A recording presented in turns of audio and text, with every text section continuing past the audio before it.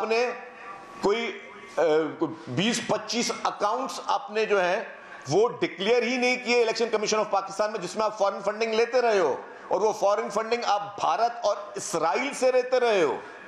بھارت اور اسرائیل سے فورن فنڈنگ آپ کو مل رہی ہے کہ آپ اپنے ملک میں انتشار پھیلاؤ، اپنے ملک میں جو آپ دہشت گردی پھیلاؤ، اپنے نوجوانوں کو آپ اخلاق سے گری ہوئی حرکتیں سکھاؤ، اپنے نوجوانوں کو آپ سوشل میڈیا پہ دہشت گردی سکھاؤ، اپنے نوجوانوں کو آپ بتاؤ کہ سوشل میڈیا پہ کس طریقے سے لوگوں کی ٹرولنگ کی جاتی ہے، اداروں کو کس طرح بدنام کیا جاتا ہے، اور لوگوں کو، اداروں کے سربراہوں کو اور باقی لوگوں کو، ان کی فیملیز کو نشانہ بنایا جاتا ہے. یہ کون سے ملک کا لیڈر اپنی نوجوان نسل کو اتنی گھناؤنی اور گندی چیزیں جو سکھاتا ہے؟ یہ ساری چیزیں جو ہیں اس چیز کا ثبوت ہیں. تو فورن فنڈنگ کیس میں بھی وہ عیاں کیس تھا، وہ ججمنٹ عیاں تھی، وہ اس پہ بھی ان کے خلاف مقدمہ چلنا چاہیے تھا، جو کہ ابھی تک ریاست پاکستان نے نہیں چلایا. اور پھر جس طریقے سے القادر ٹرسٹ، جس پہ آپ کو سزا سنائی گئی، تو آپ نے ہمیشہ کیا کیا ہے کہ ایمانداری کا ماسک پہن کر آپ نے عوام کو یہ بتایا کہ آپ بہت بڑے سوشل ورکر ہو، آپ بہت بڑے ایک سوشل ایکٹیوسٹ ہو، آپ صرف بھلائی کی باتیں کرتے ہو.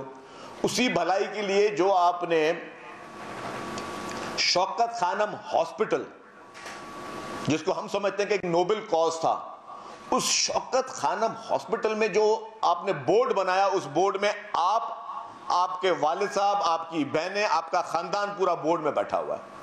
اور پھر یہ بات بھی آئی کہ شوکت خانم کے فنڈنگ کے پیسے آپ نے کس طریقے سے مختلف پرائیویٹ پروجیکٹس میں انویسٹ کیے، ریل اسٹیٹ کے پروجیکٹس میں انویسٹ کیے، آپ نے اس سے سٹے کھیلے، آپ نے اس سے جوائیں کھیلی.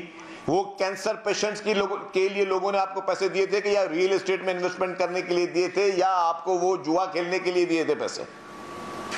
تو آپ کا کردار وہاں سے بھی ثابت ہوتا ہے. پھر نیب کا صرف یہ ایک مقدمہ نہیں ہے، نیب کے مقدمے ملم جبا کا بھی تھا، نیب کا مقدمہ کے پی کے کی بی آر ٹی کا بھی تھا.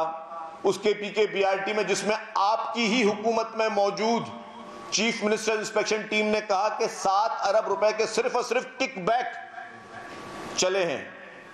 تو پھر آپ کو کیا تھا؟ آپ پرائم منسٹر تھے، آپ یوں سینہ چوڑا کر کے بولتے ہاں اگر میرے حکومت میں کوئی کک بیک چلی ہے کہ کسی پروجیکٹ میں کرپشن ہوئی ہے تو اس کو عدالتیں، نیب، ایف آئی اے سب اس کو پروب کریں.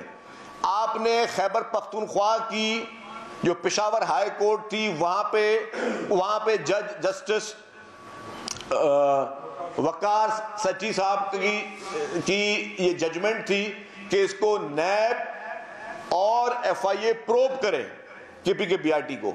آپ نے سپریم کورٹ میں اسٹے آرڈر لیا کہ آپ کے خلاف نیب کا مقدمہ نہ چلے، نیب اور ایف آئی اے خیبر کے پی کے بی آر ٹی کے اندر ہاتھ بھی نہ ڈالیں.